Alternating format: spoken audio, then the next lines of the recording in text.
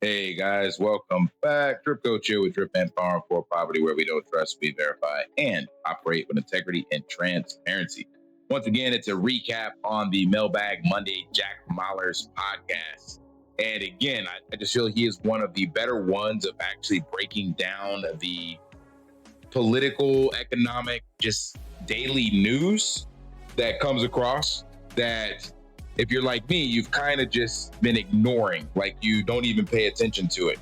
But as Jack mentioned, and as his track record shows and what he's learned in finance from his dad as well over the years, is that they will always call their play and let everyone know what they're doing.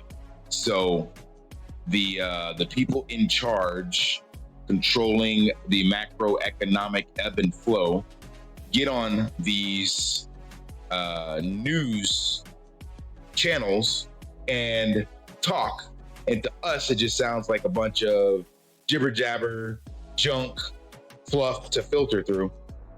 But if you know what to listen for, they're telling you what they're going to do. And that's why Jack has coined this phrase, they're saying the quiet part out loud.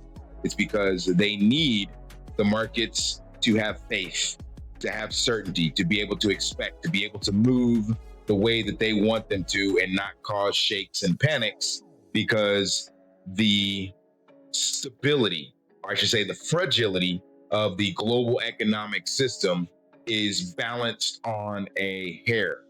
So all of this debt can literally come toppling down like a house of cards if they shake this thing too hard. So they try to, as I showed you with Anthony Pompliano, they put little feelers out there and share information to see what happens, like the whole tariffs and changing that stuff and all this different stuff. So Jack does an excellent job of filtering through all of that. And I'm going to play a couple clips, might be a little longer than normal, but I just feel it's so important for you guys. And if you don't feel like staying, I'll give you the TLDR. TLDR is what it's always been. Stay humble, stack sats. That is the only way to win in this game, because Bitcoin is going to the moon, because the dollar is going to fucking zero. Hey, the Fed and Treasury are getting remarried. Love is in the air. The honeymoon is inflation, and the wedding gift is sweet, cold, hard sats. It's Bitcoin. They're saying the quiet part out loud. So that was just his way of saying that's the title for the episode he just did, that the Fed and the Treasury are getting remarried. This goes back to the clips and things that we talked about previously. Some of it came from Jack about the Fed basically getting a regime change and Bessent potentially heading up both, like it used to be back in the 1930s when the Treasury was underneath the Fed, or the Fed was underneath the Treasury, however you want to say that. And this entire episode is Jack kind of drilling that home with different bits and pieces of information. So let's go to the clip that's Bessent talking about the next moves. Bill, I don't own any stable coins. I'm an American. I don't need stable coins, okay? I own Bitcoin. I don't own any US dollars. I don't want any US dollars. It doesn't matter what token they are. I don't care. I don't want it. So the Genius Act has nothing to do with Bitcoin directly. Indirectly, holistically, I think it has a lot to do. So first and foremost, let's play a clip from the man, the myth, the legend, our boy, frequent guest on this show, although he doesn't know it, Treasury Secretary Scott Bessent. Let's hear. Today marks a seminal moment for digital assets and global dollar dominance, with President Trump signing the Genius Act into law. This bill provides the fast-growing stablecoin market with the regulatory clarity it needs to grow into a trillion-dollar industry. Stablecoins represent a revolution in digital finance. The dollar now has an internet-native payment rail that is fast, frictionless, and free of middlemen.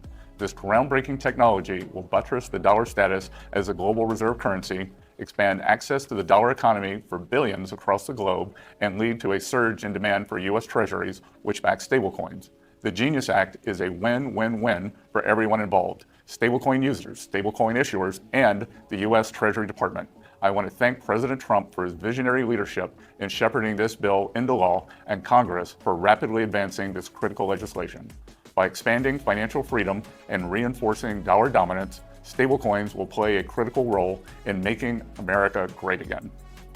So this was just a recap on what took place last week with all of those bills being signed into law. And the one focused here is the Stablecoin Act, or the Genius Act. And the TLDR for that, if you're not familiar, is that it basically gives treasuries another sinkhole and additional liquidity globally. So we showed on this channel, coming from Jack and even Raoul Powell, that other countries are not buying our treasuries because they don't want to hold the debt anymore. It's just basically they lose money holding this stuff. But the dollar still has strong power and dominance globally, especially in the local markets in other countries. So even if the major companies don't want to hold treasuries, the dollar itself still has more buying power or stability in foreign countries when you go down to the local level. So for example, I'm in Colombia, South America right now, and they still transact in pesos, but the dollar carries more weight. It's more stable, and just their next door neighbor, Venezuela, is still experiencing some super high inflation. I think they're done with hyperinflation. That shit started 10 years ago. But if they would gladly in that country get their hands on dollars and hold that and use that to transact, because their own currency was and still is kind of blowing the fuck up. And that's happened to multiple countries all over the world. So now with this Stablecoin Act in place, basically Jack goes on to say that the BTC market cap is typically 2x to 10x the size of stablecoins. So as BTC grows, stablecoins have to grow. Reason being is that the largest liquidity provision or pool for BTC is USDT and BTC. Like that's what keeps BTC super liquid, is Tether. And we know that Tether, with some of their profits, actually buy more Bitcoin. So one, as stable coins grow, and the fact that they're finding more people to buy and use stable coins now with the Genius Act, and we've also seen JP Morgan and Chase and Wells Fargo and all these other people talking about creating their own stable coins, all that does is increase this total market cap and total utilization globally. And then, like Jack said, this MCAP for stablecoins as a whole is typically, I'll say that backwards. Bitcoin is 2x to 10x the size of the stablecoin market cap. So as this grows, then stablecoins, Bitcoin has to grow by default, or vice versa. If you inject more liquidity into stablecoins, then you're going to be growing the Bitcoin market cap as well. So it's just an automatic, like Besson said, kind of win-win-win. But like Jack also mentioned, if you're in the US, you don't need access to stablecoins. It does absolutely nothing for you. Sure, you might be able to store it on Coinbase and get like 4%, but inflation is closer to 7 to 8, so you're still losing money. So you should be storing your wealth and your savings in Bitcoin. All right, let's go to the next clip where talking about the Fed regime change and how that is overdue. So you have Warsh.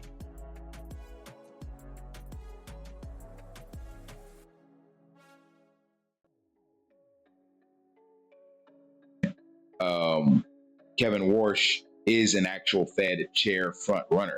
So he's basically on Team Trump and saying what a bad job that Powell's team has been doing.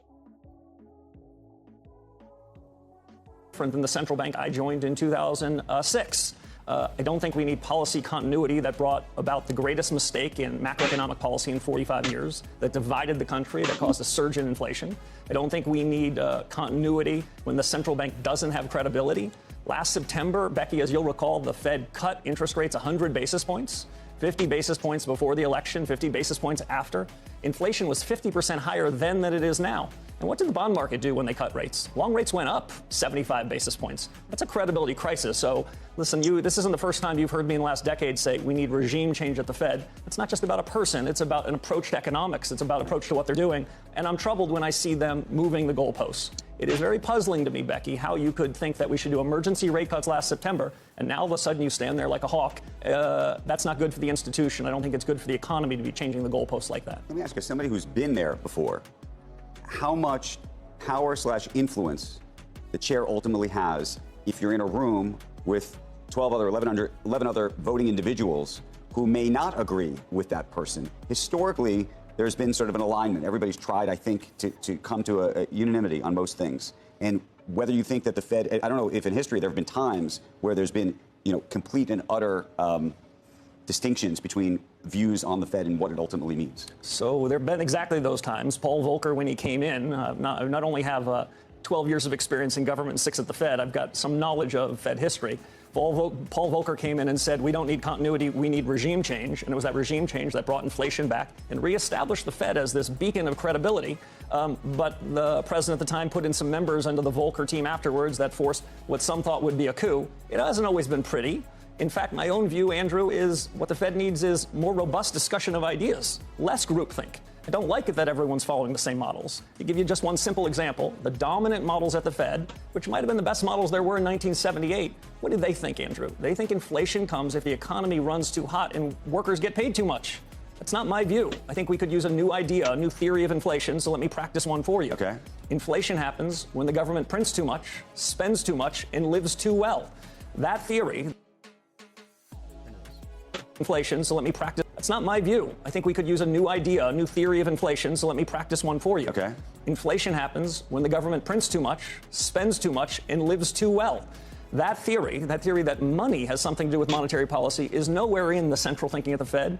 I think if those ideas were imported into the discussion, we could have a good family fight about it. You don't get to decide how much is spent. That's up to Congress, and the president has to sign off on those things. Would you support them? And I guess the biggest question, Kevin, is people are wondering, the next Fed chairman, is he going to be independent? Is he going to say, and I say he because right now the candidates that we're hearing are all men, is he going to be independent? Is he going to do what he thinks is right, despite what the White House may advise or think, what the administration thinks? So in a word, yes. So I've strongly believed for 20 years, and history tells us that the independent operations in the conduct of monetary policy is essential.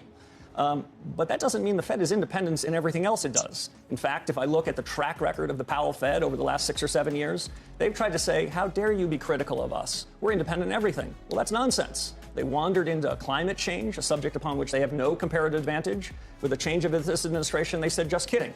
They wandered into another political area of which they were never assigned, diversity, equity, and inclusion. They changed the remit that Congress gave them about whether they were in the business of full employment or full inclusive employment. This change in their definition in 2020 is one of the key reasons why we had the great mistake, the great inflation. And on spending, Becky, during the period of the last administration, what did they say to Congress? Spend, spend, spend. So like you, I think they should stay in their lane. But it's very strange to me that they're asymmetric. Spend a bunch of money when it's popular, and now if you get asked about spending constraint, what does the leadership at the Fed say? Oh no, that's not about us. You should establish what the rules of the road are and stick with it regardless of the administration. I think the... Bro. So that wasn't even the whole clip, but that is basically the thesis for Jack's title. The Fed and the Treasury are getting married or remarried, and the honeymoon is inflation. So he's basically saying that, yeah, he's on Team Trump, and yeah, there should be some independence, but it doesn't mean that they're completely independent on everything. And obviously, look at what Powell has done. It hasn't worked, and I support Trump and what he's requesting. We should have lower rate cuts, or should have rate cuts, lower rates. So all this stuff, yeah, it definitely seems as though they're moving in that direction. And all that means for us is that Bitcoin goes up. And then there's one last piece that ties this all together that shows you, again, the moves they want you to know so that you can plan accordingly if you're paying attention. Wherever Trump wants them to come, you've got that capital. So, I think we've got 3 COVIDs in us over the next 12 months or so.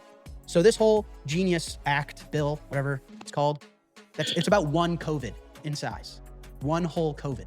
Put that into perspective. Okay. It's $3.5 trillion in dormant reserves. So this is secularly inflationary unless all of this liquidity gets absorbed by a non-consumption asset. This is what I've been saying, guys. Debase the dollar against what? What are you going to debase it against? I tell you what's a really bad idea. Do not debase the dollar against housing. Bad idea. Because if housing starts to rip 60% year over year, that's bad. A lot of people are going to be really pissed because they don't want to be homeless. Here's another one. Don't debase the dollar against eggs. Bad idea. Because people need to eat or else they'll be malnourished, starve, and die. So a bad idea would be debasing the dollar against eggs. Good idea, my recommendation, debase it against Bitcoin and gold. Are you guys following me now? That's the stablecoin idea. That's it. Because the last logical conclusion I come to is that Bitcoin is the sink for stablecoin liquidity. So stablecoin's the sink for fiat inflation liquidity, and Bitcoin is the sink for stablecoin liquidity. Do you understand? If you want stablecoins to grow, Bitcoin grows. You want to debase the dollar against something? Bitcoin. Put it to you this way. The United States sends Bitcoin to $500,000 a coin. That's 5x from here. Stablecoins then have to 5x in growth. At least. That's 5 times the amount of demand for US debt. Guys, I'm telling you, this is it. I'm telling you, I feel it in my bones. I really do. So then my next few slides are to support this idea. For one, the president and his family just bought $2 billion worth of Bitcoin. This is the Trump media company. Just bought $2 billion worth of Bitcoin. Next, huge news. Trump opens US retirement market to crypto investments. Guys,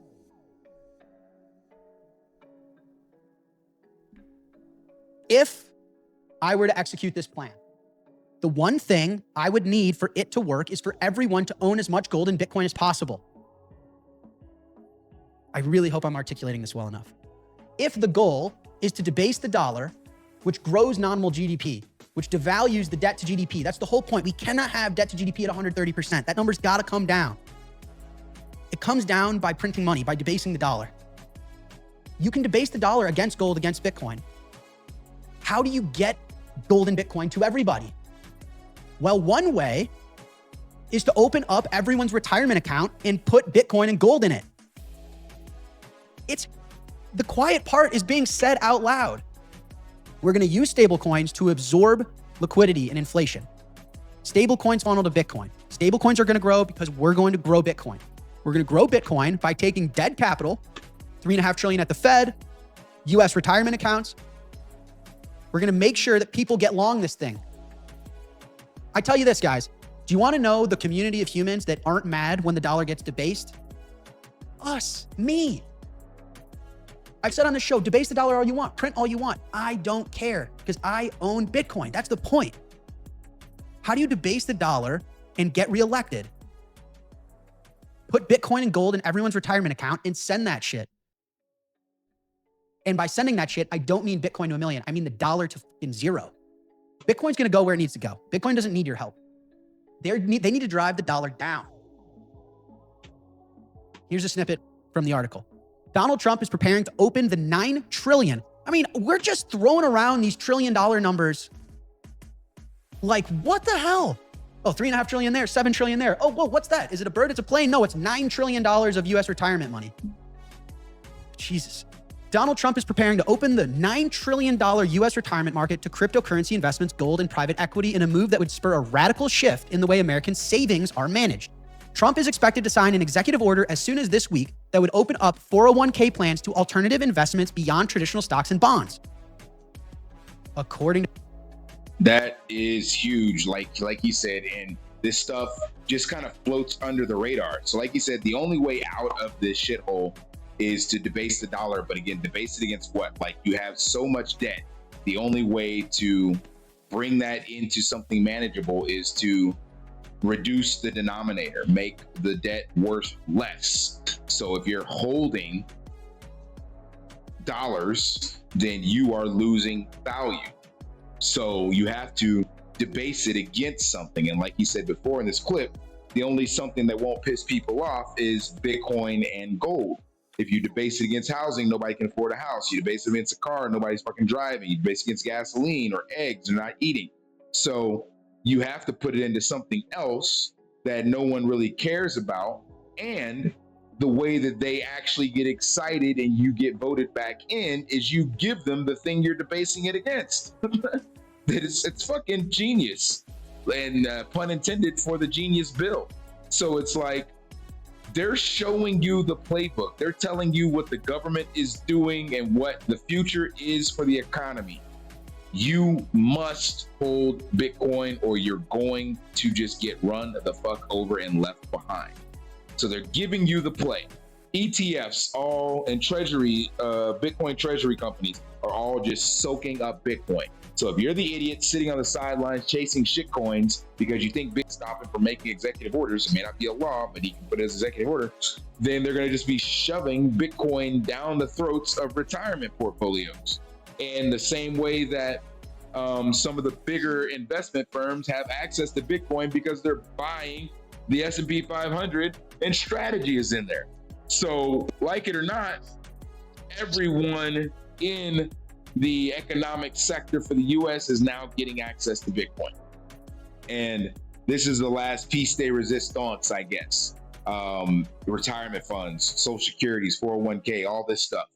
So again, if you're waiting for the signal, it's here. So like you said, Bitcoin's going to the moon and the dollar's going to fucking zero. So all you got to do is stay humble and stack sats, dollar cost average, whatever you can, because owning a fraction of Bitcoin is going to be super, super difficult as the price continues to scale. All right, I played enough of Jack's clips. I hope you guys found that valuable. To me, it is super insightful to understand and see the public moves being made and broken down for the normies like myself so that we understand what we need to do. And again, the playbook is simple. The execution is simple. Stay humble, stack sats, don't worry about the noise. All right, smash that HBO special, help a brother out, like, subscribe, comment down below, and until next time, lift daily and achieve your impossible. See ya.